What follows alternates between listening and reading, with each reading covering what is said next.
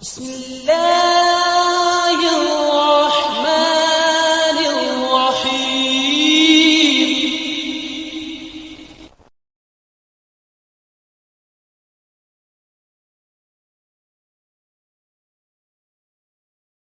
الحمد لله وحده والصلاة والسلام على من لا نبي بعده وعلى آله وأصحابه الذين أوفوا عهده. أما بعد فأعوذ بالله من الشيطان الرجيم. بسم الله الرحمن الرحيم. ومن آياته أن خلق لكم من أنفسكم أزواجا لتسكنوا إليها وجعل بينكم مودة ورحمة إن في ذلك لآيات لقوم يتفكرون. وقال النبي صلى الله تعالى عليه وسلم: تنكح المرأة لأربع: لمالها ولحسبها ولجمالها ولدينها فاظفر بذات الدين تربت يداك، أو كما قال عليه الصلاة والسلام. قال الله تعالى في شان حبيبه: إن الله وملائكته يصلون على النبي يا أيها الذين آمنوا صلوا عليه وسلموا تسليما. اللهم صل على سيدنا شفيعنا حبيبنا ومولانا محمدا عبده ورسوله. معزز مکرم حضرات مصلیان نظام، اللہ رب العزت نے پرسکون زندگی گزارنے کا ایک ذریعہ انسانوں میں رکھا ہے،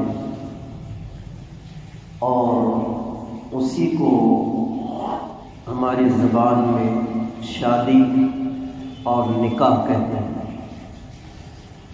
کیونکہ ہمارا موضوع یہ چل رہا ہے، بیچ میں کچھ آ گیا تھا اس لیے وقفہ ہو گیا. حضرت نبی کریم صلی اللہ تعالی علیہ وسلم نے ارشاد فرمایا کہ جہاں رشتہ کیا جاتا ہے، جو شادی کی جاتی ہے، اور جس لڑکی سے شادی کی جاتی ہے اور نکاح کا پیغام دیا جاتا ہے، اس میں 4 چیزیں دیکھی جاتی ہیں، 4 خوبیاں دیکھی جاتی ہے. نمبر 1، اس کے مال کو دیکھا جاتا ہے کہ مال کتنا ہے. نمبر 2، حسب نسب کو دیکھا جاتا ہے، کون سے خاندان، کون سے قبیلے کی ہے. اور نمبر 3، خوبصورتی کو دیکھا جاتا ہے، لجمالها، کتنی خوبصورت. اور آخری چوتھی چیز جو بتائی ہے وہ فرمایا لدینها، اس میں اس کے دین کو بھی دیکھا جاتا ہے. اسی روایت میں فرمایا فاظفر بذات الدین تربت یداک، کہ ان ساری وجوہات کو جو دیکھی جاتی ہے، جو خوبیاں جو دیکھی جاتی ہے، ان میں سب سے اچھی چیز جس کو پسند کیا جائے، جس کو لائق کیا جائے، وہ دین داری. فاظفر بذات الدین، کہ دین کو ترجیح دو، دینداری کو ترجیح دو، اسی میں تمہاری کامیابی ہے، اسی میں خیر ہے اور اسی میں بھلائی ہے۔ میں حضرت مولانا عبدالغفار صاحب برکاتہ العالیہ کا قول نقل کیا تھا اس سے قبل۔ سکون خانہ حضرت کی کتاب ہے، صفحہ نمبر 61، اس پر یہ لکھا ہوا ہے کہ جہاں نکاح کا پیغام دیا جاتا ہے اور جس سے نکاح کرنے کے لیے جاتے ہیں، اس لڑکی میں عام طور سے 3 چیزیں دیکھی جاتی ہیں، ایک ایمانیت، ایک انسانیت اور ایک نسوانیت۔ یہ 3 چیزیں دیکھی جاتی ہیں۔ ایمانیت یعنی وہ لڑکی اللہ اور اس کے رسول صلی اللہ علیہ وسلم کو مانتی ہو، یعنی ایمان والی ہو، اللہ کا تعلق رکھنے والی ہو، رسول اللہ صلی اللہ علیہ وسلم کی رسالت کا اقرار کرنے والی ہو۔ اس کو کہتے ہیں ایمانیت، کہ وہ ایمان والی ہو، اللہ اور اس کے رسول صلی اللہ علیہ وسلم کو مانتی ہو، اس لیے کہ اللہ اور اس کے رسول کو مانے تو ہی ایمان والے کہلاتے ہیں۔ اگر کوئی اللہ کو مانے اور رسول اللہ صلی اللہ علیہ وسلم کو نہ مانے تو ایمان مکمل نہیں ہوتا ہے۔ اسی طریقے سے اگر کوئی رسول اللہ صلی اللہ علیہ وسلم کو مانے اور اللہ کو نہ مانے تب بھی ایمان مکمل نہیں ہوتا ہے۔ اور اسی کے ساتھ اس میں یہ دیکھا جاتا ہے کہ وہ کیسے خوبصورت ہے، اس کے بال کیسے ہیں، اس کی آنکھ کیسی ہے، اس کی قد و قامت کیسی ہے۔ اسی طریقے سے وہ تمام خوبیاں جو دیکھی جاتی ہیں یہ نسوانیت ہے، خوبصورتی ہے، حسن و جمال ہے۔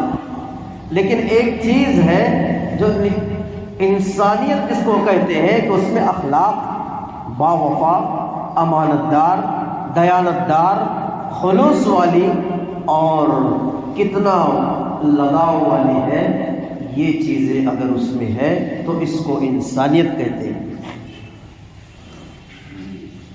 نکاح چونکہ بعض مواقع پر فرض ہوتا ہے اور یہ ضرورت ہے، کرنا ہے، اور لڑکا جب بالغ ہوتا ہے تو ماں باپ کی ذمہ داری بڑھتی ہے، لڑکی بالغ ہو رہی ہے تو ماں باپ کی ذمہ داری بڑھ رہی ہے کہ اب ان کی فکر میں لگ جاؤ، کہیں یہ غلط اقدامات نہ کر بیٹھے، اس سے قبل ان کو صحیح رخ پر لا کر رشتہ ازدواج میں جو اللہ اور اس کے رسول صلی اللہ علیہ وسلم شریعت کے مطابق ہے اس میں باندھ دو، تو پھر کیا ہوگا، یہ غلط قدم اٹھانے سے بچ جائیں گے، اپنی غلط خواہشات کو غلط جگہ پورا کرنے سے بچ جائیں گے، اور ان کی زندگی اطاعت پر آ جائے گی، اور یہ رسوائی سے اور پھر اللہ کے عذاب سے بھی بچ جائیں گے، خود بھی اپنے اللہ کے عذاب سے بچ جائیں گے اور ماں باپ کو بھی یہ بچانے کا ذریعہ بن جائیں گے، اور آنے والی نسلوں کی حفاظت بھی ان کے ذریعے سے صحیح طریقے سے ہوگی۔ اس لیے رکھا نظام، شریعت کوتا نہیں، سارے احکام بیان فرمائے، سارے طریقے بیان فرمائے، تو نکاح کے طریقے بیان فرمائے۔ فرمایا دین کو دیکھو، آج ہر چیز کو دیکھا جاتا ہے لیکن دین کو نظر انداز کیا جاتا ہے، حالانکہ حضرت نبی کریم صلی اللہ علیہ وسلم اسی کو ترجیح دے رہے ہیں۔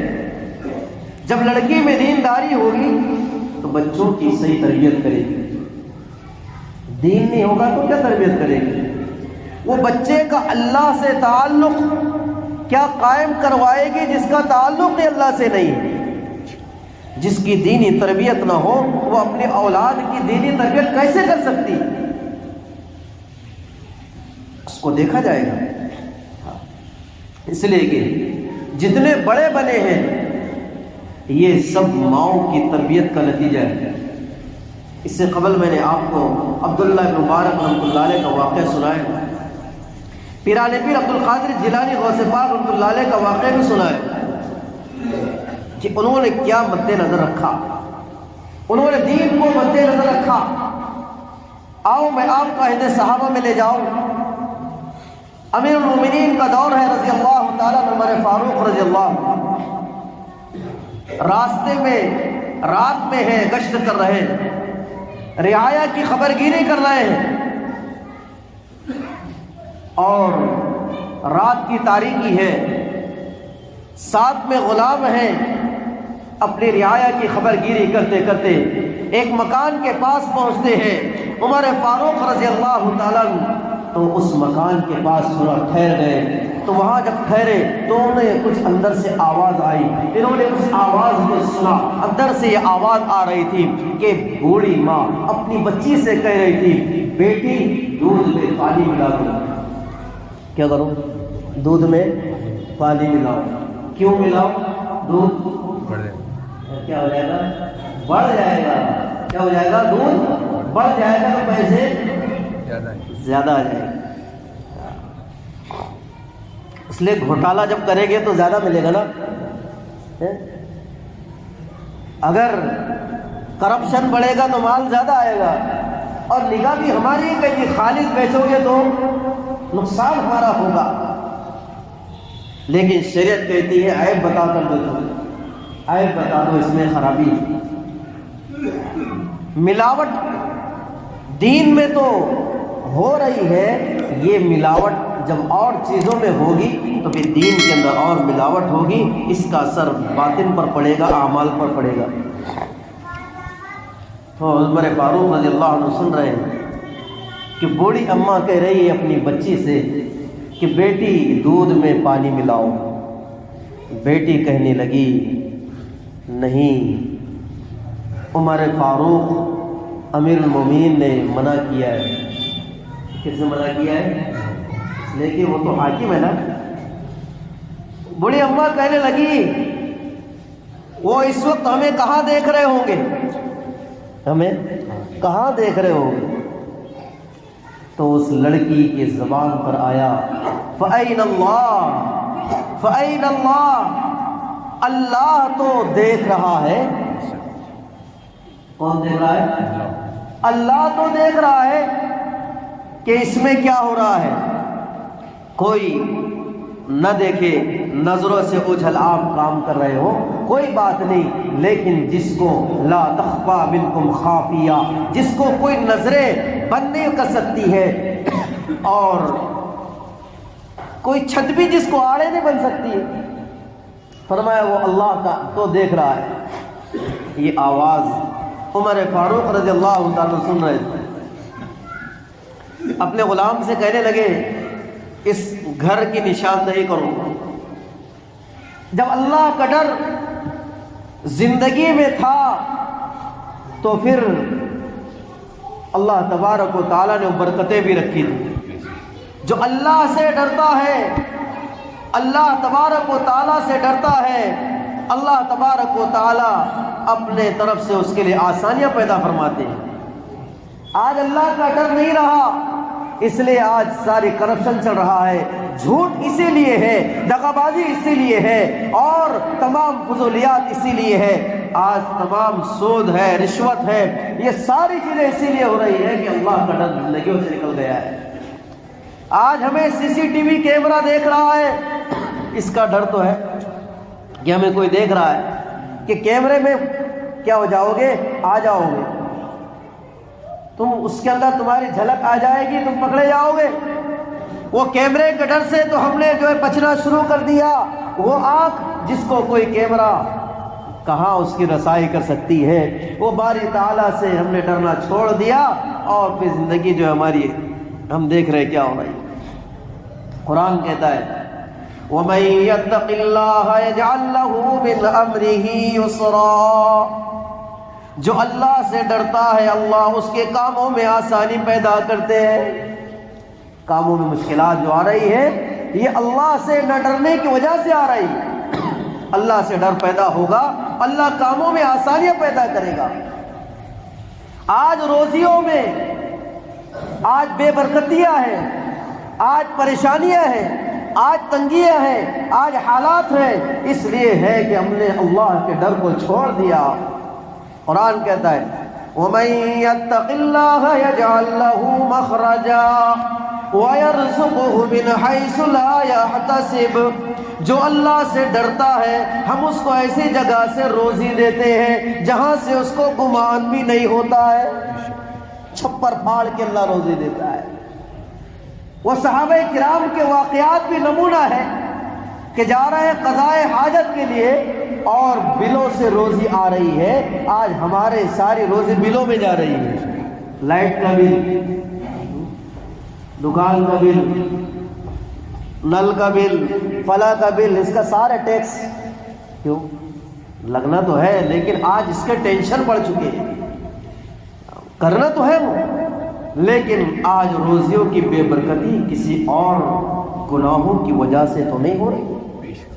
ہم اس کا خیال کریں، اللہ کا ڈر، تو اللہ سے ڈر پیدا ہوگا تو پھر سارے کرپشن ساری چیزیں ختم ہوگی۔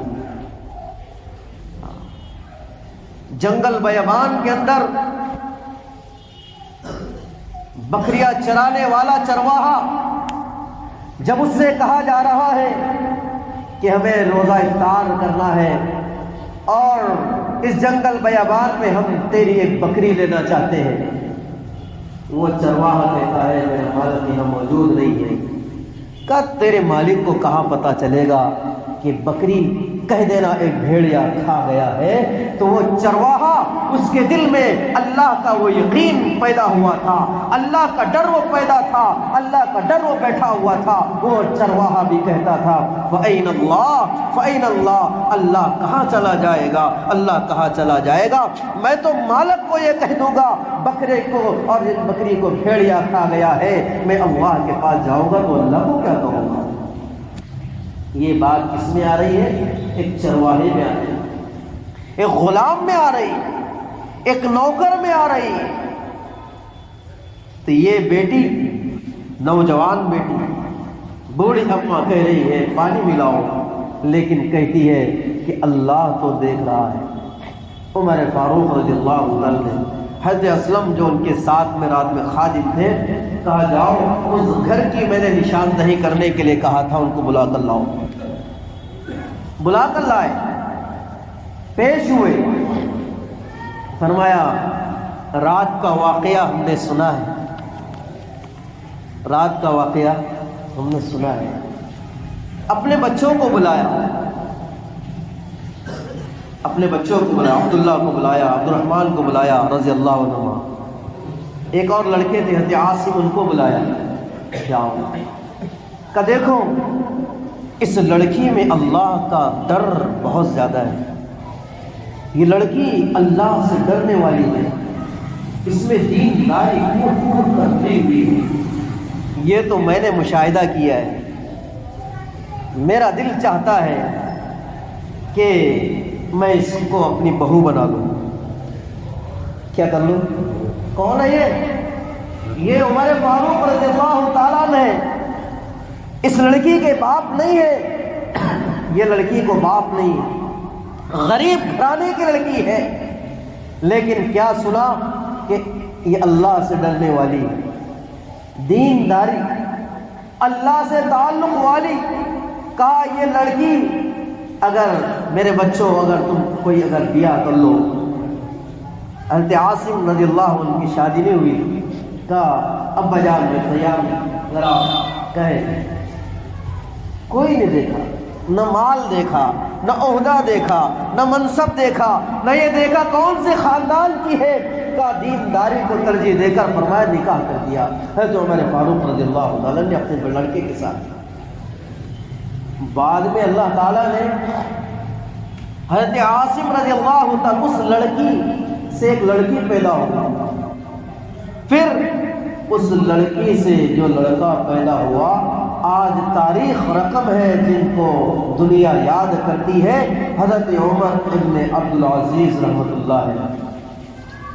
کون وہ سے پیدا ہوئے؟ عمر ابن عبدالعزیز رحمۃ اللہ علیہ، جن کے دور میں کتا، بھیڑیا، بکری، بھیڑیا ایک گھاٹ پر پانی پیا کرتے تھے، مرغی بلی ایک ساتھ چلا کرتی تھی، عجیب دور تھا، کوئی کس سے ڈر نہیں تھا، عجیب برکتوں کا دور تھا، گویا کہ خلافت راشدہ کا ایک حصہ بنے ہیں عمر بن عبدالعزیز رحمۃ اللہ علیہ۔ یہ اس لڑکی کا نتیجہ ہے، دینداری کا نتیجہ ایسے آتے ہیں۔ جیسے حضرت عبداللہ بن مبارک رحمۃ اللہ علیہ فرماتے ہیں، ان کے والد کا جو واقعہ ہم نے سنایا تھا، عبداللہ رضی اللہ رحمۃ اللہ علیہ، فرمایا مبارک رحمۃ اللہ علیہ جو محدث بنے ہیں، یہ وہ لڑکی وہاں سے وجود میں آئی، دینداری کو فوکس کیا۔ دینداری جب مقدم ہوتی ہے تو نسلوں میں دین آتا ہے، اللہ دنیا کو سلوٹوں میں لائے گا، اللہ دنیا کو ضرور دے گا۔ اگر دین کے ساتھ دنیا بھی ہو، خوبصورتی ہو تو نور نور ہے، لیکن خالص اگر صرف دنیا داری کو دیکھا یا خالص اگر جو خوبصورتی کو دیکھا اور دین کو نظر انداز کیا تو یہ دین کو نہ دیکھنے کی وجہ سے فتنے وجود میں آئے گا، گھروں کے اندر تنگیاں پیدا ہوگی۔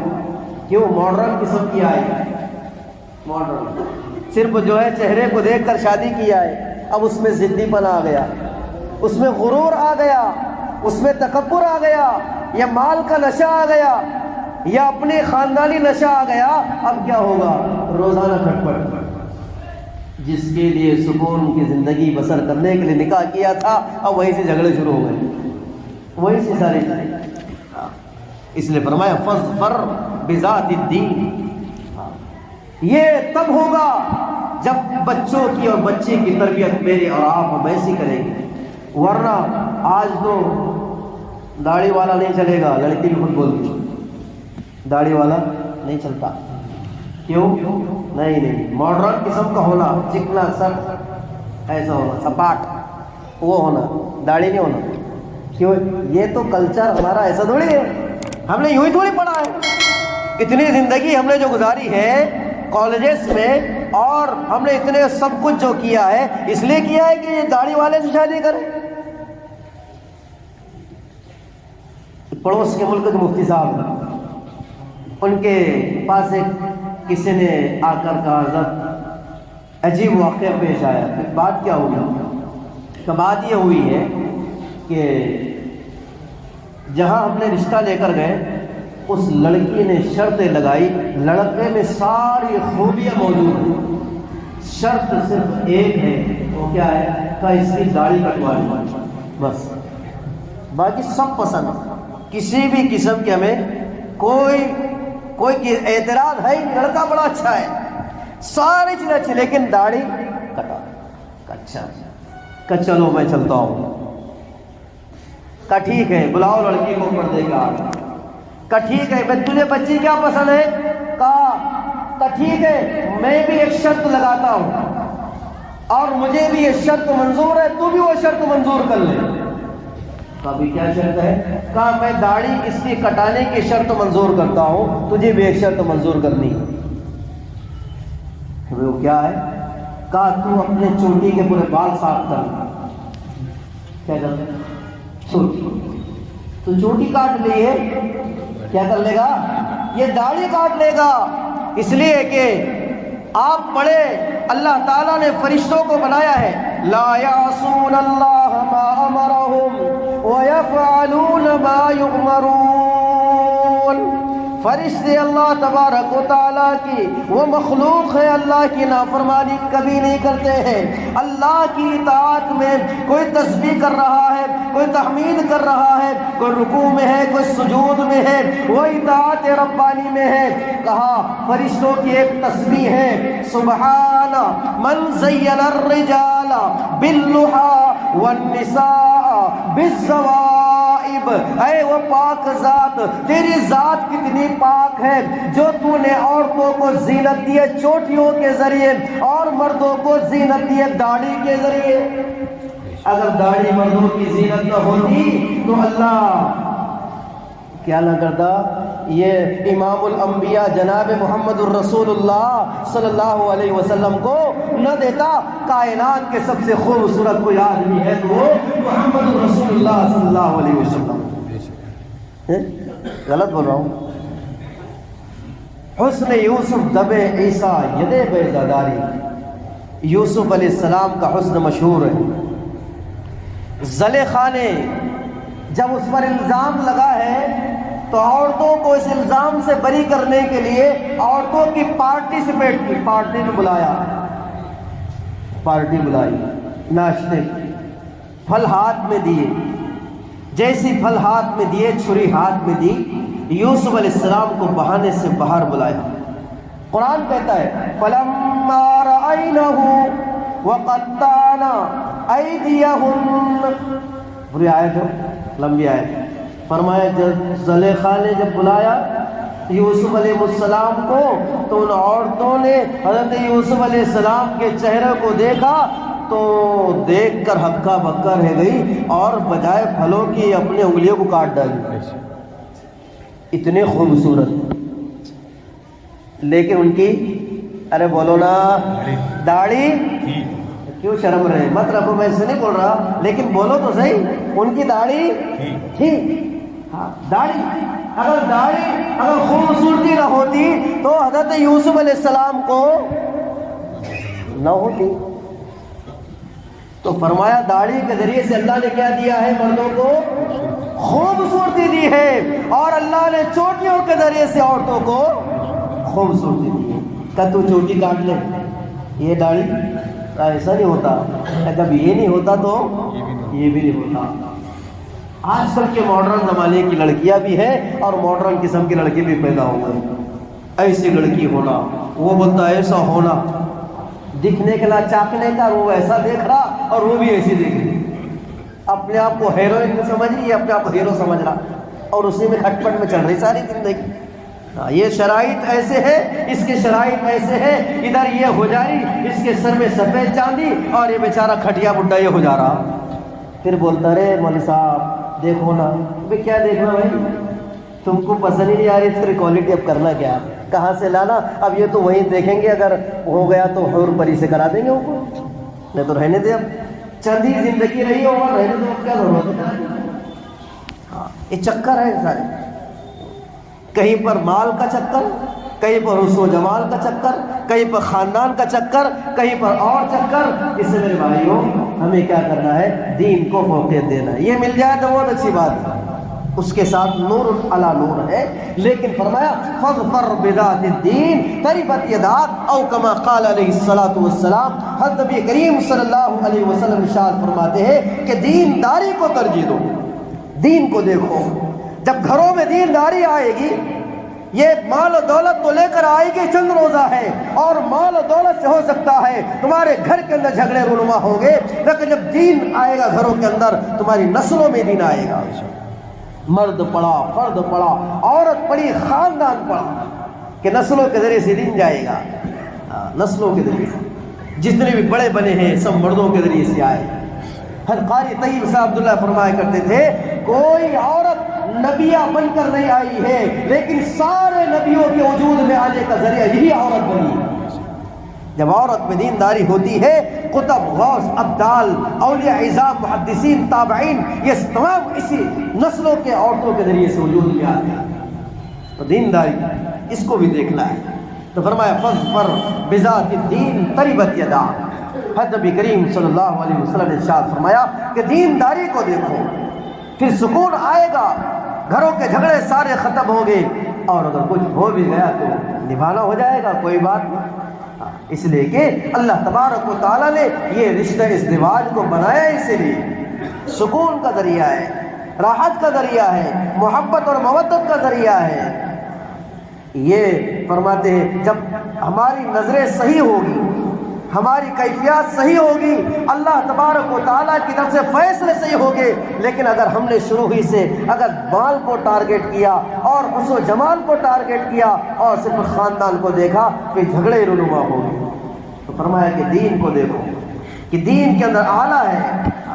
فرمایا نماز، اللہ کا ذکر، اللہ سے تعلق والی، رسول اللہ صلی اللہ علیہ وسلم کی سنتوں پر عمل کرنے والی۔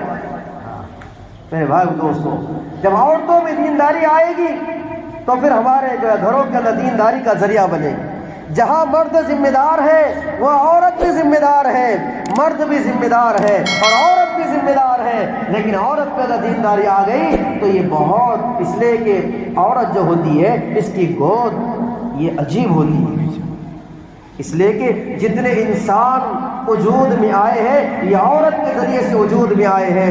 جب عورت کے خیال پاکیزہ ہوتے ہیں، جب عورت کی گود پاکیزہ ہوتی ہے، جب عورت کا مزاج دینی بنتا ہے تو پھر تمام بچوں کا مزاج بھی دینی بنتا ہے۔ ورنہ ہم دیکھیں بچوں کو کیا سکھایا جاتا ہے، شروع سے بچوں کو کیا سکھایا جاتا ہے، ہمیں ان کی زبان پر کیا لایا جاتا ہے۔